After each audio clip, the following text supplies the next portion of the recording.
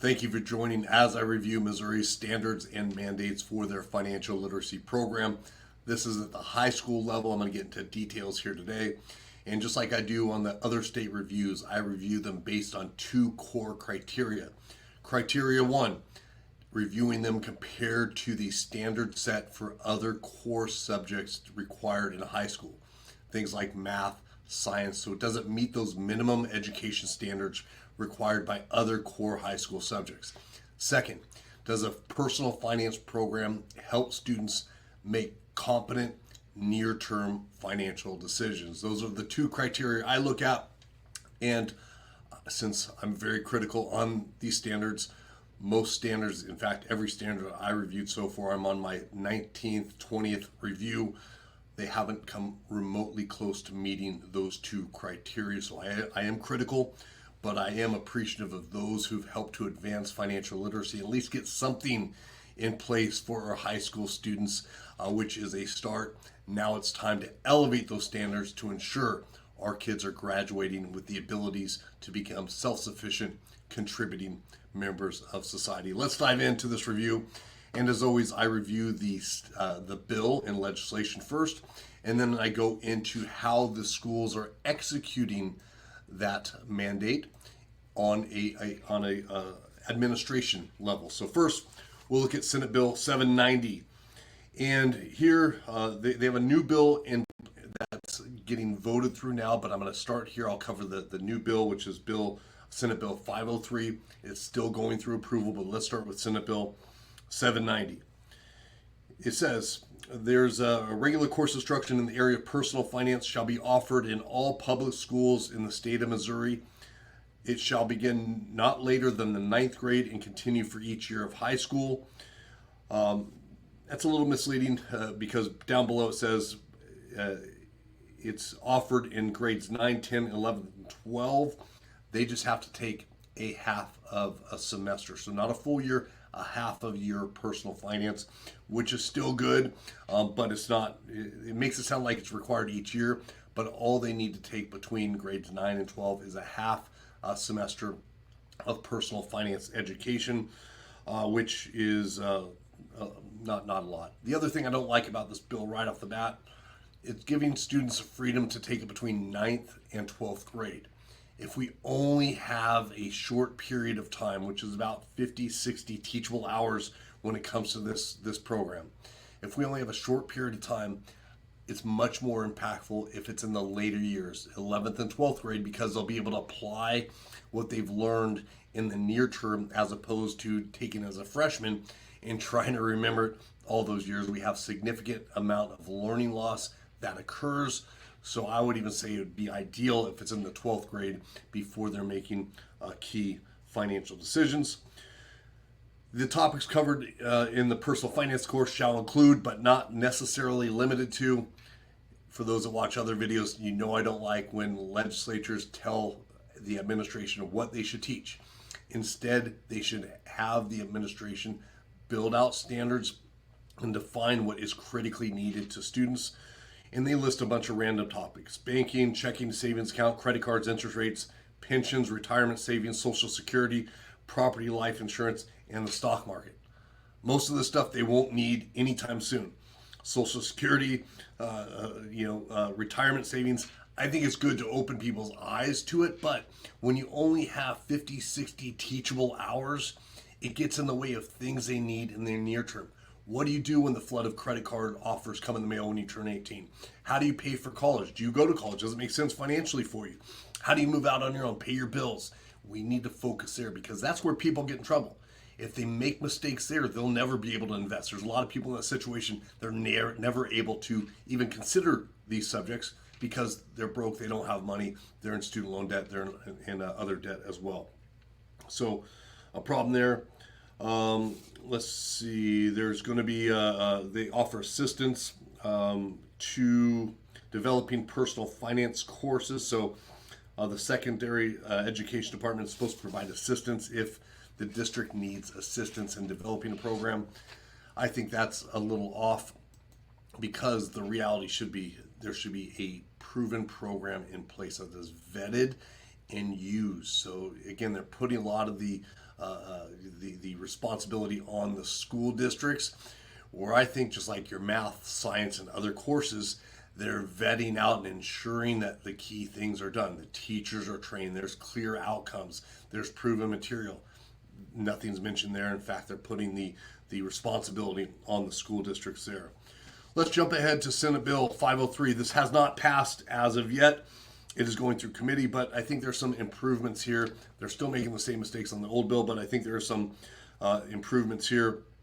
Number one, it says the Department of Elementary and Secondary Education shall convene a work group to develop recommended academic performance standards relating to 1/2 unit of credit of personal finance required by the State Board of Education. So I like this, that they're requiring performance standards. That was missing from that bill. I think outcome standards are always key. They should be including things like pre and post test results, behavior change results, sentiment and confidence results, if they've established actual systems and processes. So hopefully they do that.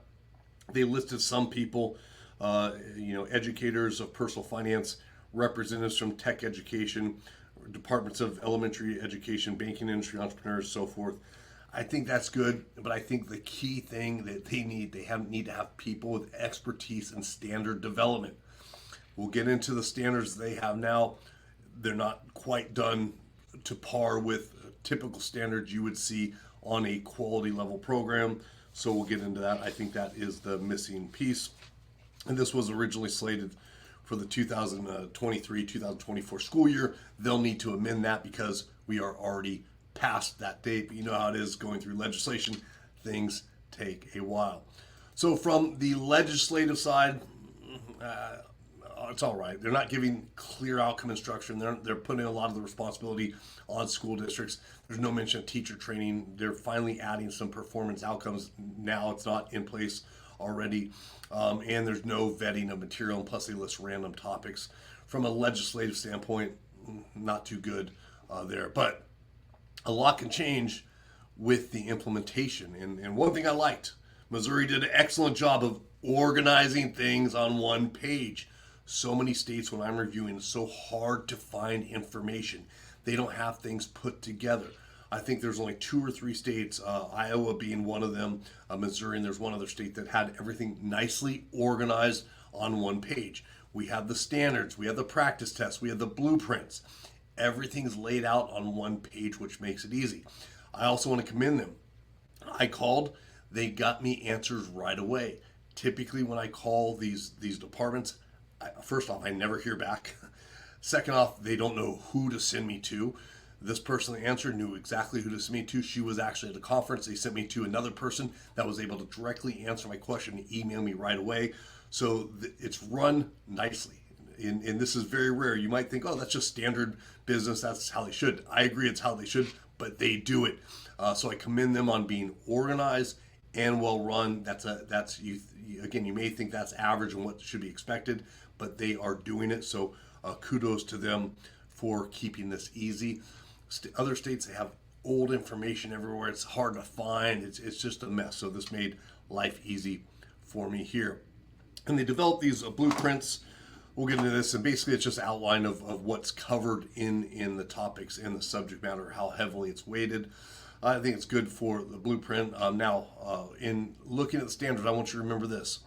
Range of emphasis, 26 to 34% here for a lot of more the investment, insurance, and the higher level things. So I want that to be a point of reference, because later you're going to see they don't have a lot that covers those topics, but this should be a blueprint. I think it could be much more detailed. I like actual real blueprints that list outcomes that we should be expecting of students. But for a quick and dirty one, this is fine. Let's move on to the personal finance course level expectations. This is from the Missouri Department in Elementary Secondary Education, summer of 2017. We're going to be going through these standards and how they're implementing this in detail. And I'm going to roll through some of the ones that I think can use some improvement. But one of the key things I took out of reviewing this is they're teaching concepts, but they can really personalize a lot of these. And when you personalize these concepts, it makes it so that students gain a lot more from that. For instance, in this one, wants and needs in choice and decision making. So, we have evaluate role of choice and decision making, apply rational decision making process to satisfy wants. Well, they're missing a piece. And I think this could be greatly enhanced if they just add identify things you want. Right now, the kids listing things that they want. Now they can actually apply rational decision making. We can have them research, see how much those things cost, and prioritize those things. But without that statement, again, standards are a guide for educators, right? Without that statement, I can just explain, or have students evaluate the role of choice and decision making. Right? It's kind of a concept rather than a actionable item that they can do to improve their finances. And what am I applying a rational decision making process to satisfy wants to? Right? Am I just doing some random thing? But if they just added, identify the things that you want. And I'm simplifying that a bit. That would make a big difference. Same thing with choices and decision making. Explain how today's choices have future consequences. Explain the causal relationship between choice and opportunity costs. Analyze how choices can result in unintended consequences, right? We can make that more personalized by having them identify some goals and things that they have for themselves, some potential pitfalls along the path, what they need to accomplish along the way. So with personal finance, I think it's different than a lot of other topics simply because we can actually have them implement real world activities that are reflective of that individual person.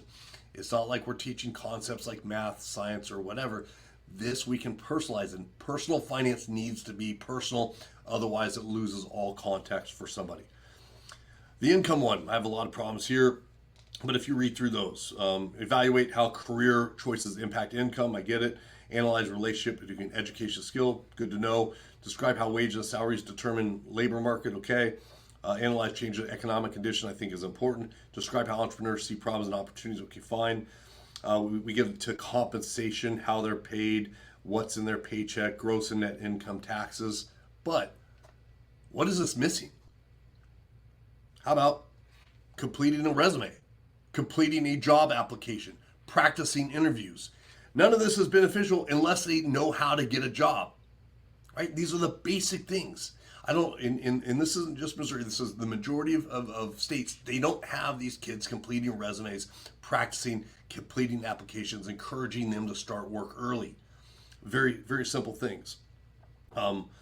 Also, it's later, I'll get into that, to the test questions that aren't reflective here. But we break down career planning. I think it's important. They're exploring jobs, and let's see if they have. Evaluate career choices impact income and quality of life. That's good, but again, it needs to be specific for them. If they're going to research career paths that they may be interested in, that's going to take this from just a lecture to a project-based learning assignment. If we work up higher order thinking skill sets to where they're doing some analysis, creation, and researching things that they're interested in and seeing what type of income potential, now they're crafting a plan for their life. So it's a huge missed opportunity here to really explore careers that they are interested in. The way it's written now is evaluate how career choices impact income and quality of life. I can do that in a lecture or simple activity. If I just change that, have students explore career opportunities that they may be interested in, evaluate potential earnings based on their career choices. It changes the whole nature of that. In addition, again, my big pet peeve, have them complete their resume. No student should graduate without a resume, without knowing how to interview, without knowing how to complete an application. I also think things like getting their LinkedIn profile online, starting to network to find potential references for them are all critical things. How to dress, how to act. I did a mock interview for a group. The kids didn't even know how to shake a hand, look you in the eye. So we have big problems missing there. From the buying goods and services, the creating budget, let's talk on that one. My biggest problem is here that they have some good things, right? But it's all in random order. It doesn't make sense. So if we read it from top to bottom, Differentiate income and expenses. Analyze spending habits. Create a budget. Explain how budgeting for charitable giving has tax benefits. Prioritize expenses and payment due dates. Well, first off, this is budgeting. Let's look at item D. Explain how budgeting for charitable giving may have tax benefits. Budgeting for charitable giving does not have tax benefits, right? It's donating has tax benefits. Budgeting for charitable giving does not. So it doesn't make any sense how it's written. And plus, this should be moved to the tax section as well. So let's look at the order of the other four. Differentiate between income expense. I think that's a good baseline, right? But I think everything should start with what reason development, a core quality of any education program should be reasons for students to learn. It should always start with that. Why would you want to have a budget? How can that benefit you? Differentiate between income and expenses. Then it goes to analyze spending habits to recognize current spending and saving trends. Well, if I'm doing this in order, which most teachers you're going to do, the standards should be breaking this down into basic concepts that get more advanced as you work down this sheet, this topic, these letters. That's how it starts. Basic concept first and get more advanced, and then finally conclude with the most advanced things you want them to do. Otherwise, teachers may just do this in this order, which would be completely disastrous because you can't analyze spending habits without creating your budget, right? So differentiate income reasons, differentiate things on the budget, create a budget, include saving goals, emergency fund, fix a variable expense. I think all that's good. Analyze spending habits with your, and I think if they use the kids' current budget, and most of them, if we're doing this in 11th or 12th grade, again, another benefit of working with higher grade levels is because they're going to have some expenses, cell phone, something else. And then prioritize expenses and due dates. That's a logical order that works. Otherwise, it's just a random list of stuff that they're supposed to teach. People that write standards are supposed to make it in a very easy format to them to do so. Let's look at this next one. I'll kind of move on quick here. Selecting financial institutions. Compare services, fine. Calculate account balances, fine. Analyze cost and benefits of using an account, okay. Explain FDIC in CUA, okay, I get that. I think they're missing two things. How to open an account, what accounts to open. First, why would you want to open accounts, bank accounts? What accounts to open, right? How to open that account, what you need. A lot of kids that we work with, they're nervous to go into the bank because they don't know what they need. They don't want to feel dumb, right? And they're used to doing things online and things. So what do you need? How to manage your accounts. I don't know if they get to management later. They don't. I don't see it here. How to manage your accounts, set up automated bill pay and other things to protect their credit. So again, lots missing. These are basic things. As an adult, you need a few things. You need your checking savings account. You need a way to, I'm a big believer in automated bill pay because it protects people's credit, helps people track where money's going. And we can have kids set this up while they're in school when they're able to apply things that they'll actually need in the real world. It's a positive thing. Next, reason for saving. I'm not going to get too much into that, but I think this should definitely be in the budgeting section. I don't know why they're separating savings and budgeting. The entire goal of a budget is to be able to save on a regular basis. So savings and budgeting need to be more closely tied because they talked about savings briefly in that budget section.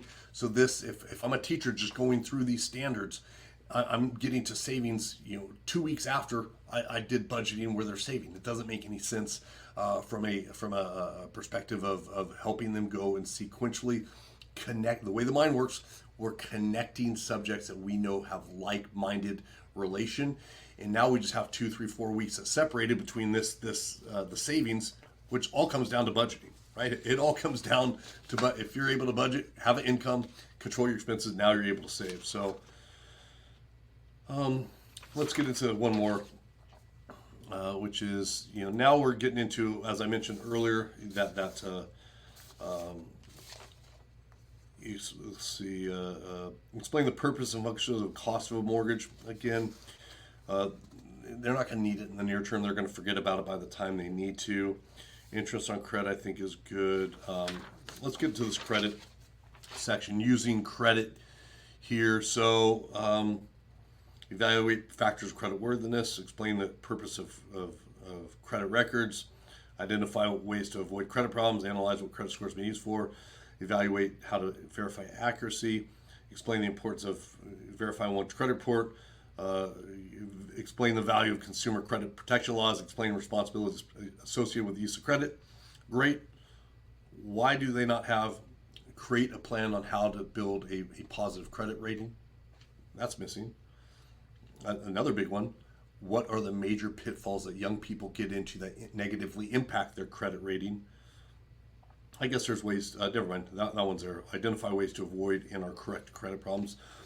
I think that should be very focused on youth and where they have it. Rental problems, late pays, high debt load. So they did have that. I take back my last statement, but why is there nothing on how to build a positive credit rating? And the rest gets into some investing things and so forth. Again, the investing thing is great. If we had 4 years of financial education, I want to get people in it. With a semester, I want to focus on things that will inspire them. Compounding interest, a broad overview of these things. A kid will not remember, the various assets, penny stocks. They're not going to remember that stuff when the time comes. But if you give them a broad overview that motivates them through, I love that compounding interest activity where they're seeing how money can grow with very little. Those are good things. And ideally, if we had all the time in the world, we would do a lot on investing. But we have 50, 60 hours in Missouri. So that's not a lot of time. And in fact, this is a lot of things to cover. I didn't do a count, but let me just do a quick count. Honestly, this is going to be a big problem here. So we have 5, 15, 20, 25, 30, 35, 40, 45, 50, 55, 60, 65, 70. I'm going to say 80 things. That's quick and dirty. Check me there. 80 things that they need to cover in 50 hours. There's a big problem with that. And the big problem is you're never going to get people to higher order thinking skill sets. And this is very important. Higher order thinking skill sets, creation, evaluation, having them implement what they learned. That needs time and focus on a topic. So we need to apply teaching strategies that include project-based learning, reality-based things that they're doing, like completing their own budget. Because they have 80 subjects, and again, I might be off plus or minus 10 or so, in 50 to 60 hours, they're never going to be able to cover anything at the amount of depth needed to work them toward those higher order thinking skill sets. So the problem is they're more susceptible to learning loss. When you're trying to cram 80 topics into that amount of time, there's going to be very little time to remember. They're going to be studying for the test. They're not applying it, and they're not doing those higher order thinking skill sets like creating a budget, analyzing their plan, all those things that are going to help them remember on a deeper level and apply it. So you can't cover that many topics. If I was designing this, I would cut that down by about 70% and focus on the core things we need them to do. I would focus them on life events, moving out of their own, protecting their credit, making early decisions when it comes to education loans if they're going down that path, getting a job. Those are the core things they need in a timely manner. They also have some practice tests here. Again, I think questions like this: which payment method is most often used when purchasing a home loan? Who cares? It doesn't matter. Their realtor is going to tell them. They don't need it now. They're not going to be buying a home anytime soon. And with this course, they probably won't be able to buy it for a very long time. Which feature of using a local bank or financial institution is advantage for account holders? Again, kind of dumb question. It's not a short lobby hours, not advantage, right? So let's see.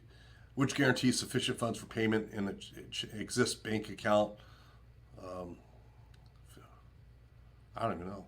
I don't even know. I don't care. I know. I don't know this one either. This is interesting. Tyler's unable to visit a bank during business hours, so he must drop the check into a night depository. What the heck's a night depository? Anybody know?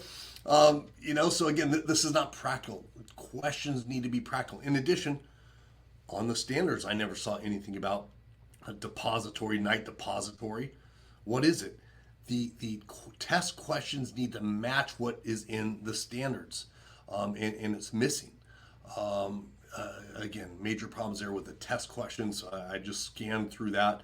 As I was scanning through, many stuck out as not being needed. Again, this last one, I don't even know. I would not know the answer to that. I've never heard of a night depository before, so that's fine.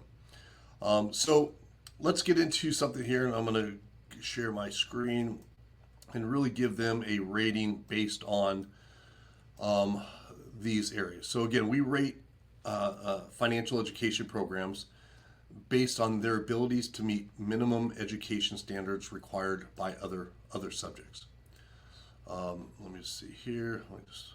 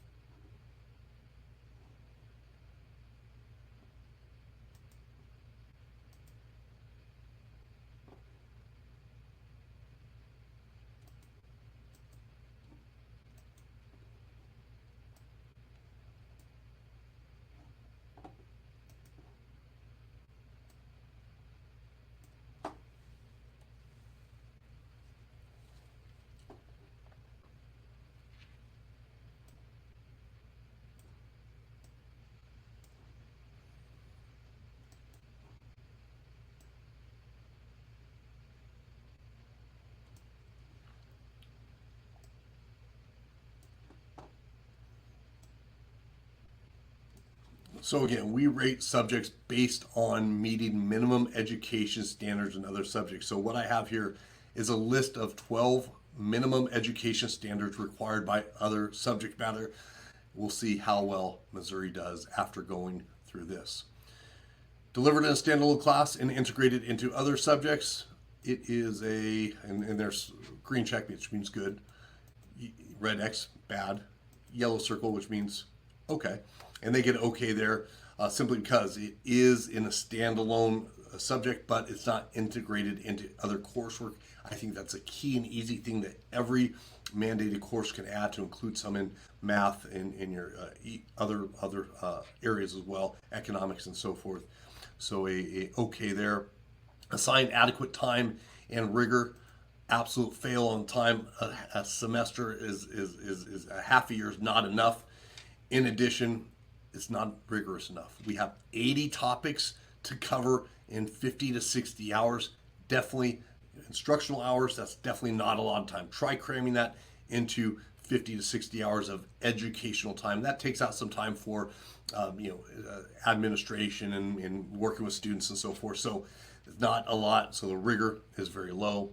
No mention of ongoing education to support long-term outcomes. This is something very easy to do because we know where the students are at. If somebody is going through this as a junior, well, maybe we're giving them additional information or encouraging them through newsletters, emails, other things on maybe looking into colleges or so forth. Or if they're seniors, hey, how to plan moving out on your own in those next things. So we can stay with them longer than the actual class. This is especially critical when we're starting in the 9th grade and giving them that much flexibility. Relevant content that prepares students for near-term life events, absolutely not. I think a lot of it's wasted on areas that they're not going to need, especially if they mess up their near-term financial situations, right? They're not going to get there, and we need to make sure that kids are protected. The key thing with youth is protecting them from pitfalls. And that's what we need to put the focus on, especially when we have limited time. Now, if we had 4 years, wonderful. Let's add in those other things. Adopt proven curriculum that encourages higher order thinking skill sets. Fail, they don't even mention it. They don't even mention curriculum standards or anything like that, which is bad. And they just mentioned, the bill just mentioned a handful of topics they must teach, right? Not very good.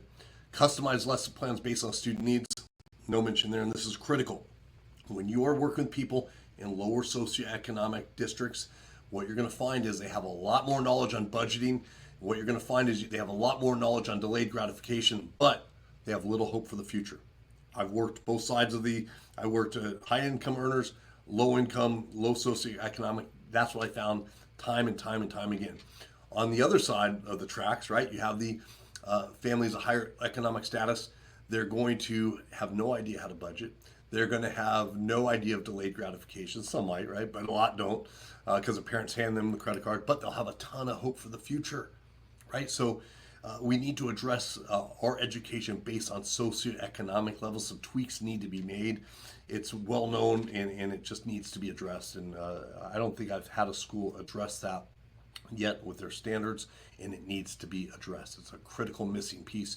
You just can't teach everybody the same thing. And this could also be addressed by having highly qualified educators. Major fail. Through everything I read, nothing mentioned training the educators. Every study out there points to the quality of the educator has the most impact on student outcomes. Every study I've seen. So I can give a highly qualified educator horrible curriculum, and they're going to make that class great. I can give a poor or underperforming teacher the best curriculum, and that class won't be good. The outcomes for students won't be good. Educators are key to this. We need to focus the energy there. Otherwise, the students will receive absolutely no benefits. Programs managed, deployed by managed experienced leaders. The standards are horrible. They're so bad. They're missing so many pieces. It's too much. It's way too much. But on the same token, I tell people put effort and try it and put effort to that. Many states, they don't go through this effort of developing standards, so I give them that. Also, I found them very professional. They had answers. They were responsive. It shows they care because they had an updated website. They knew where information was. They have people that care. So from that perspective, I'm going to give them a yellow circle there. If the standards were, and again, I don't know if the leaders of that are, ensuring that I don't know who's head of what, right? So if they're not the head of writing these standards and these other things, the tests and things, okay, I'll give them a better mark. But just for their professionalism alone, I'll give them an okay mark. But as far in terms of the quality of standards, the quality of tests, outcomes, there's a long way to go there. But again, they were very professional, productive, very organized, responsive. I give them kudos. Most states aren't like that, so great job there. Learn outcome, focus, and assess. Now, they have an assessment.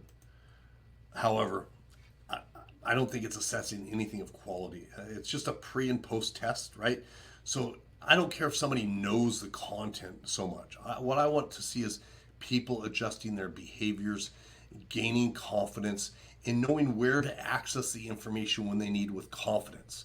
So maybe they don't remember what a good credit score is. They know where to get that information. In addition, I'd rather have them apply information. So asking them what they applied.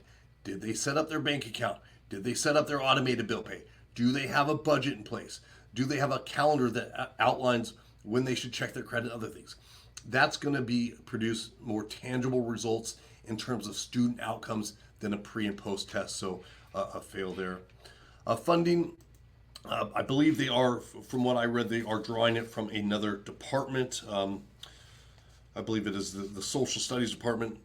So they don't have direct funding. I'm going to give them a yellow circle there simply because it's always a fight. Financial education trying to claw and pull funds from other areas.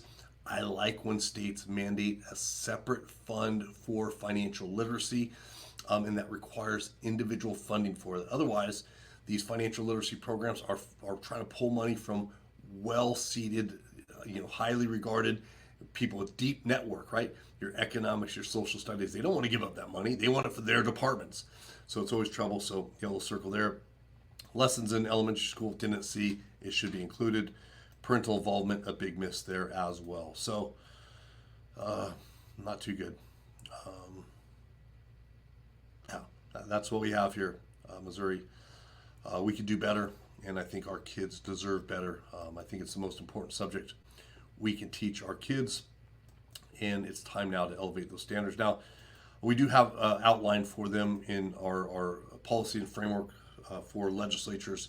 This outlines core, again, minimum education standards that are required of other topics that should be required of personal finance.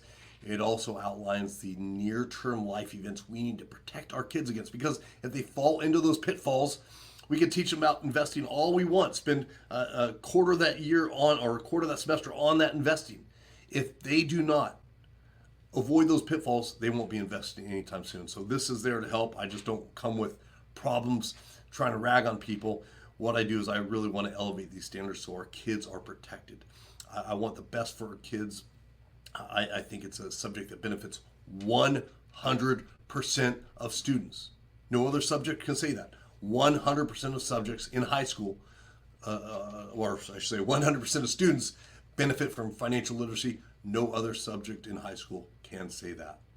So let's do better, Missouri. Let's elevate these standards so our kids graduate happy, self-sufficient, ready to take on life, living their dreams, able to, in a position to take risks to go after the things that they love and want most. I know you want it for our kids. I know the parents, the students, you want it for your family and loved ones. Teachers, I know you want this for the students as well. Politicians, I know deep at heart you want this as well. I know it's hard to get the funding and things, but we need to work together to really advance standards in Missouri so these kids can have a shot at really achieving the American dream.